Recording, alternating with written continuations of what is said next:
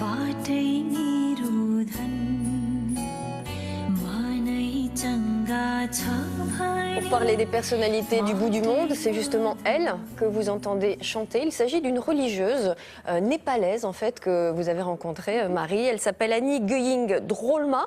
Et alors, on dirait que c'est une moine bouddhiste femme. Il y a un nom pour les femmes moines? Oui, les moniales. Oui, tout à fait. Les nonnes, ça a un côté un petit peu péjoratif. Le mot nonne est péjoratif, mais ça signifie exactement la même chose. Donc Annie Gying Drolma, c'est une moniale pas comme les autres, on va dire, parce qu'elle est très très célèbre dans le monde entier. Donc c'est une chanteuse avec une très très belle voix qui en fait est connue pour avoir popularisé les chants du bouddhisme et du folklore tibétain. Donc c'est vraiment des chants traditionnels mélangés en fait à des guitares et à des percussions.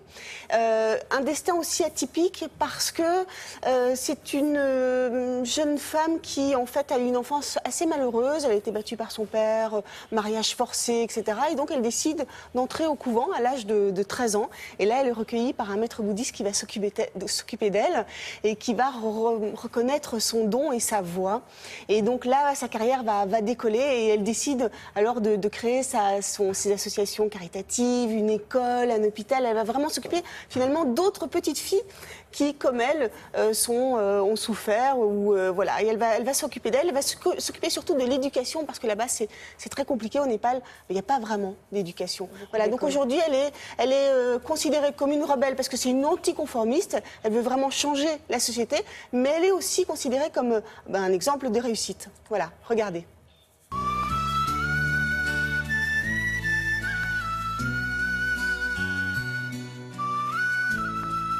Alors pendant des siècles, les femmes qui choisissaient d'être moniales dans la société tibétaine ont été très longtemps défavorisées. Et dans ces monastères, elles étaient très souvent domestiques des moines, et où elles étaient là juste pour réciter des prières. Elles n'avaient pas le droit à l'éducation, aux enseignements, etc., etc. Mais c'est vrai que cette situation est en train de se transformer grâce à l'impulsion de grands maîtres modernes comme le Dalai Lama ou Karmapa. Elles ont droit à l'éducation, elles ont droit à débattre des enseignements et elles ont également droit à enseigner. Gying Drolma était vraiment un exemple de modernité pour les moniales tibétaines. Déjà, elle est sortie de cet environnement monastique pour parcourir le monde. Donc ça, c'est même très difficile d'avoir des passeports, des papiers. Et puis, elle a mené sa propre carrière de chanteuse.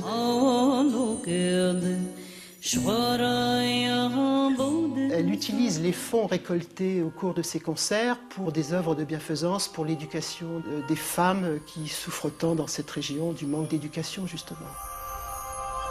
Mener sa propre vie d'artiste, cela rompt un peu avec le rôle de la femme dans cette partie du monde. Elle dirige sa propre vie.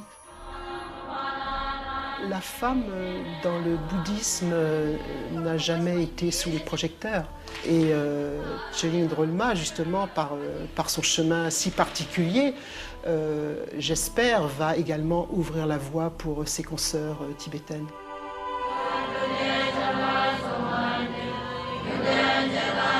La tradition du chant dans le bouddhisme tibétain est quelque chose de très important et je suis à peu près sûre qu'il y a beaucoup de petites Gying Drolma dans les monastères, dans les nonneries au Tibet, au Népal et en Inde.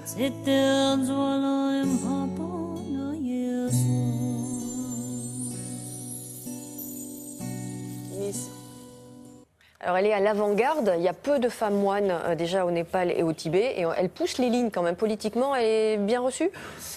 On va dire que d'une part, il y a des gens qui l'aiment pas trop parce qu'ils la voient un peu comme ils l'appellent comment, la nonne d'affaires, parce qu'elle a une vie luxueuse. Bah oui, forcément, elle est célèbre, donc elle gagne beaucoup d'argent. Ouais.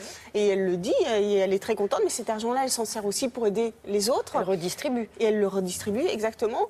Et puis, d'un autre côté, oui, elle est bien vue. Alors, elle est bien vue parce que voilà, elle a un côté...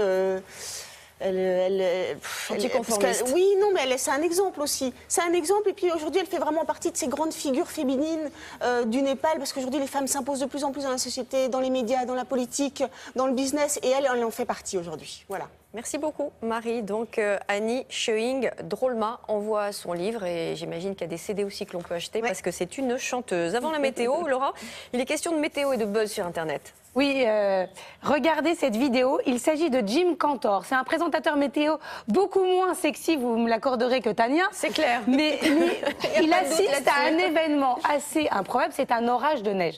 C'est très rare et regardez sa réaction en plein direct. Yes! Yes! Yes! We got it, baby! We got it! We got it! Woo! Woo! We got it! Mais quelle mouche l'a piqué? Listen to that! Listen to that! Oh, baby! Comme vous pouvez le voir, il est très en forme. Mais il y a une compilation qui circule sur Internet parce qu'il y a eu 6 orages consécutifs.